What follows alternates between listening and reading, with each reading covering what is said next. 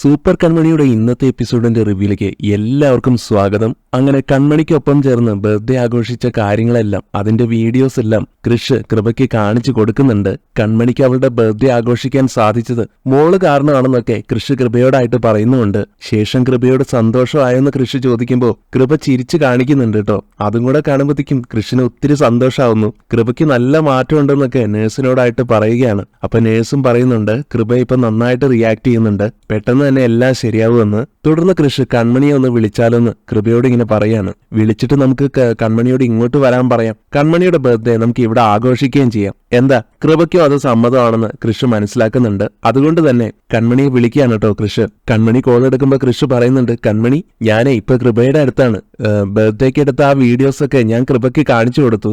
നമ്മൾ cake cut ചെയ്ത video പറഞ്ഞാൽ കൺമണി വിശ്വസിക്കില്ല.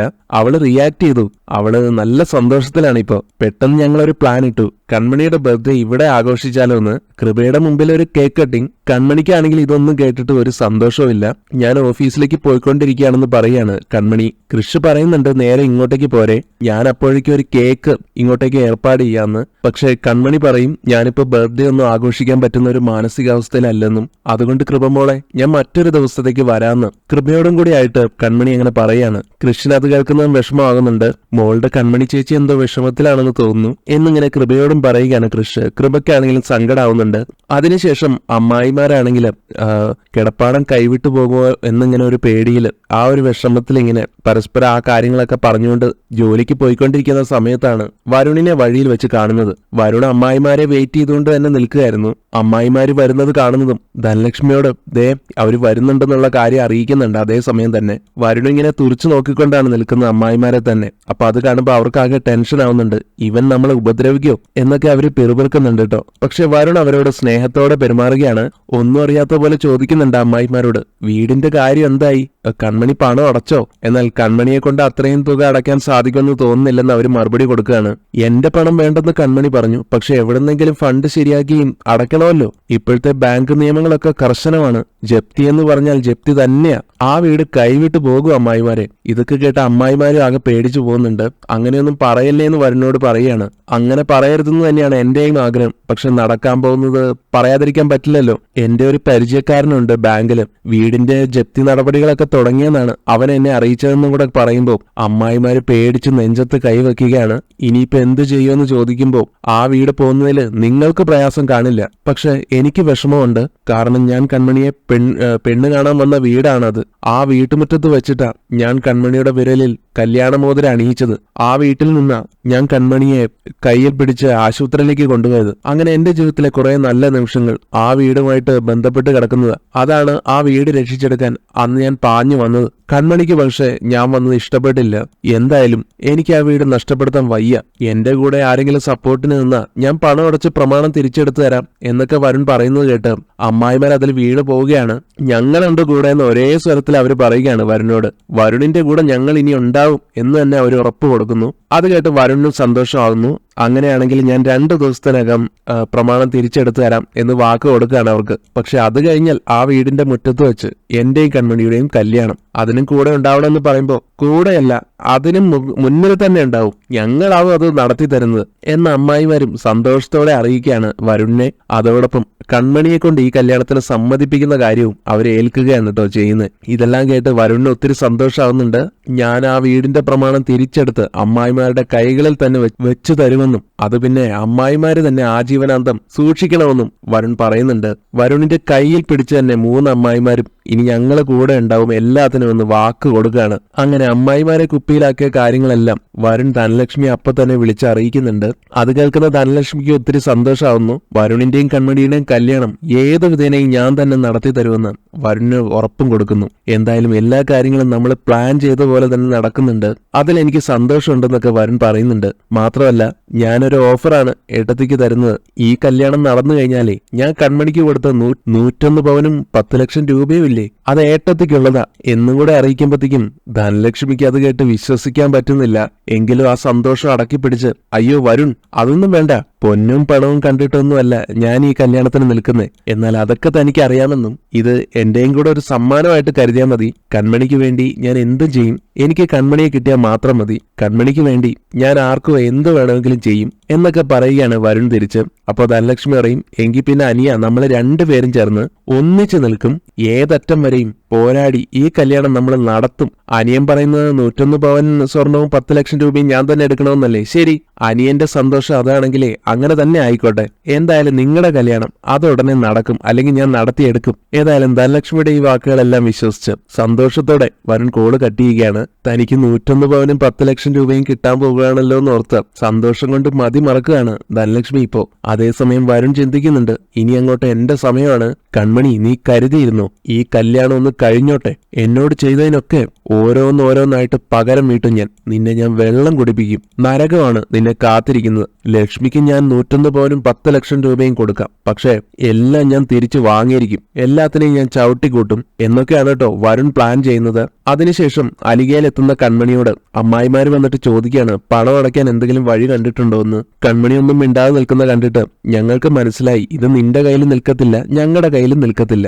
ലക്ഷങ്ങളുടെ വിലയുള്ള മുതലാണത്. ഞങ്ങളുടെ 3 പേരുടെയും ആകെയുള്ള മേൽവിലാസമാണ് ആ വീട്. അത് കയ്യിൽ നിന്ന് പോയാൽ പിന്നെ ഞങ്ങൾ എങ്ങോട്ടെങ്കിലും പോയാൽ മതി എന്നൊക്കെ പറഞ്ഞ അമ്മായിമാര് കരയുകയാണ്. കൺമണിക്കാണെങ്കിലും ആകെ സങ്കടാവുന്നു. തുടർന്ന് സുലോചന പറയുകയാണ്, കൺമണി, ഞാൻ നിനക്കൊരു മാർഗം പറഞ്ഞുതരാം. നീ വരുണിനെ കല്യാണം കഴിക്കണം. നീ ശരിയെന്നൊരു വാക്ക് പറഞ്ഞാൽ മതി. വീടിന്റെ പ്രമാണം നാളെ നമ്മുടെ കയ്യിലിരിക്കും. അതുമല്ല, വരുൺ ആള് നല്ല മിടുക്കനാണ്. കാണാൻ എന്താ ഒരു തേജസ്. പച്ചിലം കത്രികയും പോലെയാണ് നിങ്ങളുടെ ചേർച്ച. കൺമണി വരുൺ, പേരില് തന്നെ ഒരു മാസുണ്ട് എന്നൊക്കെ അമ്മായിമാരിങ്ങനെ പറയുമ്പോ കൺമണിക്ക് ദേഷ്യമാണ് വരുന്നത്. ശാന്ത പറയുന്നുണ്ട്, നീ ഇങ്ങനെ മിണ്ടാതെന്നാ പറ്റില്ല. വരുണിനെ നീ കല്യാണം കഴിക്കണം, വീട് തിരിച്ചെടുക്കണം. ഞങ്ങള് ആ രീതിയിൽ ഒരു മറുപടി കൊടുക്കാൻ പോവുക. കൺമണിയാണെങ്കിൽ ഇതൊക്കെ കേട്ടിട്ടും ഒന്നും മിണ്ടാതെ ദേഷ്യത്തിൽ തന്നെ നിൽക്കുന്നു. അതേസമയം കൃഷ് അങ്ങോട്ട് വരികയാണ് കൺമണിയെ വിളിച്ചുകൊണ്ട്. അമ്മായിമാരെ കൺമണിക്കൊപ്പം കാണുമ്പോ കൃഷ് അവരോട് പറയുന്നുണ്ട്, നിങ്ങളെന്താ ഇവിടെ? നിങ്ങൾക്ക് വേറെ ജോലിയൊന്നുമില്ലേ? അത് കേൾക്കുന്നു അവര് പോകുന്നുണ്ട്. തുടർന്ന് കൺമണിയോട് ചോദിക്കുകയാണ് കൃഷ്, കൺമണിക്ക് ഇത് എന്ത് പറ്റി? ആകെ ഒരു മൂഡ് ഓഫ്. എന്തെങ്കിലും പ്രശ്നമുണ്ടോ? എന്തായാലും കൺമണി വാ, നമുക്ക് കൃപയോടൊപ്പം ബർത്ത്ഡേ ആഘോഷിക്കാം. വരാൻ പറഞ്ഞ് കൺമണിയെ പിടിച്ചു വലിക്കുമ്പോ കൺമണി പറയുന്നുണ്ട് എന്റെ കൈവിടാൻ. അമ്മായിമാരാണെങ്കിൽ അപ്പോഴും അവിടെ ചുറ്റിപ്പറ്റി നിൽക്കുകയാണ്. ഈ കാര്യങ്ങളെല്ലാം അവരൊളിഞ്ഞൊന്ന് കാണുകയാണ്. കൺമണിയാണെങ്കിൽ ദേഷ്യത്തോടെ കൃഷിന്റെ പിടുത്തത്തിൽ നിന്നും തന്റെ കൈ വിടിയിച്ചിട്ട് പോകാൻ തന്നെ തുടങ്ങുമ്പോൾ അത് കണ്ടിട്ട് അമ്മായിമാര് വരെ ഞെട്ടുന്നുണ്ട്. കൃഷ് ആണെങ്കിലും കൺമണി ഇങ്ങനെ പ്രതികരിക്കുമെന്ന് വിചാരിക്കുന്നില്ലല്ലോ. അതുകൊണ്ട് തന്നെ പെട്ടെന്ന് ഷോക്കായി പോകുന്നുണ്ട്. എന്താ കൺമണി എന്നോട് ഇങ്ങനെ? ഞാൻ കൺമണിയുടെ ബർത്ത്ഡേ എന്നൊക്കെ പറഞ്ഞു തുടങ്ങുമ്പോഴത്തേക്കും കൺമണി കൃഷ്ണനെ പറയാൻ സമ്മതിക്കാതെ തിരിച്ചു പറയുകയാണ്, എന്റെ ബർത്ത്ഡേ വേറെ ആരും അങ്ങനെ ആഘോഷിക്കണ്ട, അത് എനിക്ക് വിട്ടു തന്നേക്ക്. കൺമണിയുടെ ഈ ദേഷ്യം കാണുമ്പോ കൃഷി ചോദിക്കുന്നുണ്ട് തനിക്ക് എന്ത് പറ്റിയെന്ന്. അപ്പോഴും കൺമണി ദേഷ്യത്തോടെ, എനിക്ക് എന്ത് പറ്റിയാലും അത് മറ്റുള്ള ആരെയും ബാധിക്കുന്ന പ്രശ്നമല്ല. സമയവും സന്ദർഭവും അറിഞ്ഞു വേണം പെരുമാറാൻ. ഇനി വീട്ടിൽ വന്ന് ബർത്ത്ഡേ കൂടെ ആഘോഷിച്ചിട്ട് വേണമല്ലേ അവിടെ നിന്ന് എന്നെ ആട്ടി ഇറക്കി വിടാൻ? ഓഫീസിലെ ആൾക്കാർ വീട്ടിൽ വന്നു എന്നും പറഞ്ഞ് കയ്യിൽ പിടിച്ച് ബർത്ത്ഡേ ആഘോഷിക്കണമെന്ന് പറഞ്ഞ് വിളിച്ചാ ഞാൻ കൂടെ വരുമെന്ന് കരുതിയോ? ഓരോ ആഘോഷങ്ങളെന്നും പറഞ്ഞ് വന്നിരിക്കുന്നു, മനുഷ്യനിവിടെ നീറ് നിൽക്കുകയാണ് എന്നൊക്കെ പറഞ്ഞുകൊണ്ട് കൺമണി അവിടെ നിന്ന് പോവുകയാണ് കൃഷിന്റെ അടുത്തു നിന്നും. അമ്മായിമാരാണെങ്കിൽ ഇതൊക്കെ കണ്ടിട്ട് ആകെ അന്തം വിട്ട് നിൽക്കുകയാണ്. ശാന്ത സുലോചനയോടും ബാമയോടും ആയിട്ട് ചോദിക്കുന്നുണ്ട്, നമ്മളിപ്പോ കണ്ടത് സത്യം തന്നെയാണോ എന്ന്. എന്തായാലും ശരി, ഇന്നിവിടെ എന്തെങ്കിലുമൊക്കെ നടക്കും. ഒരു സ്റ്റാഫ് MD എങ്ങനെ ആക്ഷേപിക്കുന്നത് തന്നെ ആദ്യമായിട്ടാ കാണുന്നത് എന്നൊക്കെ സുലോചനയും ബാമയും കൂടെ പറയുന്നുണ്ട്. കൃഷ്ണനാണെങ്കിൽ വല്ലാത്ത സങ്കടാവുകയാണ്. പിന്നീട് കൺമണിയെ ദേവജിയും ശ്രദ്ധിക്കുന്നുണ്ട്. കൺമണിയുടെ കണ്ണൊക്കെ നിറഞ്ഞിരിക്കുന്നത് കാണുമ്പോൾ എന്തു പറ്റിയെന്ന് ചോദിക്കുന്നുണ്ട്. എന്നാൽ ഒന്നുമില്ലെന്ന് പറഞ്ഞ് കൺമണി പോകാൻ തുടങ്ങുകയാണ്. പക്ഷേ ദേവജി വീണ്ടും ചോദിക്കും, കാര്യം പറഞ്ഞിട്ട് പോയാൽ മതി, എന്താ പ്രശ്നമെന്ന്. എന്താ? കൺമണിയുടെ മുഖം ആകെ വാടിയിരിക്കുന്നുണ്ട്. കാര്യം എന്നോട് പറ. കൺമണിയാണെങ്കിൽ കരഞ്ഞു പോവുകയാണ്. എന്നിട്ട് പറയുന്നുണ്ട്, ഞങ്ങൾക്ക് ആകെയുള്ളത് ഞങ്ങളുടെ വീടാ, അതും ബാങ്കുകാർ കൊണ്ടുപോവാണ് സാർ. വീട്ടില് ജപ്തി നോട്ടീസ് ഒട്ടിച്ചു. അച്ഛന് കുറെ കടം വന്നു. അതുപോലെ കുറെ പ്രശ്നങ്ങളും. ബാങ്കിൽ എത്രയും പെട്ടെന്ന് ഒരു തുക അടയ്ക്കണം. ഇതെല്ലാം കൺമണിയിൽ നിന്ന് അറിയുമ്പോൾ ദേവജി പറയുന്നുണ്ട്, ഒരു കാര്യം ചെയ്യാം, ഞാൻ സാഗറിനെ വിളിച്ചു പറയാം. അത്യാവശ്യം ബാങ്കിൽ അടയ്ക്കാനുള്ള തുക അറേഞ്ച് ചെയ്ത് തരാൻ പറയാം. എന്നാൽ അതൊന്നും വേണ്ടെന്ന് പറയുകയാണ് കൺമണി. അങ്ങനെ പറഞ്ഞ പറ്റുമോ കൺമണി? പണത്തിന് പണം തന്നെ വേണ്ടേ? ശേഷം ദേവജി ഒന്ന് ആലോചിക്കുന്നുണ്ട്. എന്നിട്ട് പറയും, ആ ഒരു സാധ്യത ഉണ്ട്. കൺമണി ഇപ്പൊ ചീഫ് ഡിസൈനർ അല്ലേ, സാലറിയിലും വലിയ മാറ്റമുണ്ട്. സാലറി സർട്ടിഫിക്കറ്റ് വെച്ച് ഒരു ലോണിന് അപ്ലൈ ചെയ്യാൻ പറ്റും. ഇത് കേട്ട് കൺമണിക്ക് ആശ്വാസം തോന്നുകയാണ്. ആണോ എന്ന് ചോദിക്കുകയാണ് ദേവ്ജിയോട്. അതേന്ന് തന്നെ പറയുന്നു. ഞാൻ അക്കൗണ്ട്സ് ഡിപ്പാർട്ട്മെന്റുമായിട്ട് ഒന്ന് സംസാരിക്കാം, കൺമണി ഏതായാലും വിഷമിക്കാതിരിക്കെ എന്നൊക്കെ ദേവ്ജി പറഞ്ഞപ്പോ കൺമണി പറയുന്നുണ്ട് തിരിച്ച്, എങ്ങനെ നന്ദി പറയണമെന്ന് അറിയില്ല സർ. അതും പറഞ്ഞ് ദേവ്ജിയെ തൊഴുതു നിൽക്കുകയാണ് കേട്ടോ. അപ്പൊ ദേവ്ജി കൺമണിയെ ചേർത്ത് പിടിച്ചുകൊണ്ട് പറയും, കൺമണി വിഷമിക്കേണ്ട, നമുക്ക് നോക്കാം. കൺമണിയുടെ ജപ്തി പ്രശ്നം പരിഹരിക്കാൻ പറ്റുമെന്ന് തന്നെയാണ് എന്റെ വിശ്വാസം. അതുകൊണ്ട് ധൈര്യമായിട്ടിരിക്കും എന്നൊക്കെ പറഞ്ഞ് കൺമണിയെ ആശ്വസിപ്പിച്ചുകൊണ്ട് ദേവ്ജി പോകുന്നു. കൃഷ് ആണെങ്കിലും പിന്നീട് മഹിയോട്, കൺമണിക്ക് എന്തോ സംഭവിച്ചിട്ടുണ്ട് മഹി, എന്ന് വെച്ചാൽ അവളുടെ മാനസിക നില പെട്ടെന്ന് തകരാറിലായിരിക്കുക. എന്നെ കണ്ടാൽ സാധാരണ പേടിച്ച് വിറച്ച് നിൽക്കുന്നവള. ചില സമയത്ത് ഞാൻ കാര്യമായിട്ട് വഴക്ക് പറയുമ്പോഴാണ് അവള് തിരിച്ച് ശബ്ദം ഉയർത്താറ്. അങ്ങനെയുള്ള കൺമണി ഇന്ന് എന്നോട് വല്ലാത്ത രീതിയിലാണ് പെരുമാറിയത്. കൺമണിയുടെ ബർത്ത്ഡേ ഒന്നാണ്. വലിയ സന്തോഷത്തില് ഇപ്പൊ ഞാൻ ചെന്ന് ബർത്ത്ഡേ സെലിബ്രേറ്റ് ചെയ്യാൻ വിളിച്ചു. പക്ഷെ അവൾ എന്നെ കടിച്ചു കയറാൻ വന്നു. കൺമണിയുടെ ഇങ്ങനെ ഒരു മുഖം ഞാൻ ആദ്യമായിട്ടാണ് കാണുന്നത്. ഇത് മാത്രമോ, ഞാൻ ഇന്നലെ രാത്രി അവളുടെ വീട്ടിൽ ചെന്ന് കേക്ക് കട്ട് ചെയ്തിട്ട് വന്നതാ. അപ്പോഴൊക്കെ അവള് നോർമലായിരുന്നു, ഭയങ്കര ഹാപ്പിയായിരുന്നു. എന്നാൽ 12 മണിക്ക് കേക്ക് കെട്ടിയാൻ കൺമണിയുടെ വീട്ടിൽ പോയ കാര്യം കൃഷ് പറഞ്ഞപ്പോ അതിൽ പിടിച്ചു കയറാണ് മഹി. നീ അങ്ങനെയൊക്കെ ചെയ്തോന്ന് ചോദിക്കുമ്പോ കൃഷ് നാണത്തോടെ പറയാണ്, അത് പിന്നെ അവൾക്കൊരു സർപ്രൈസ് കൊടുക്കാൻ വേണ്ടിയിട്ടാ. മഹി ഇതിൽ നിന്നും പലതും മനസ്സിലാക്കി എടുക്കുന്നുണ്ട്. അപ്പൊ മൊത്തത്തിലൊരു സർപ്രൈസ് ആണല്ലേ.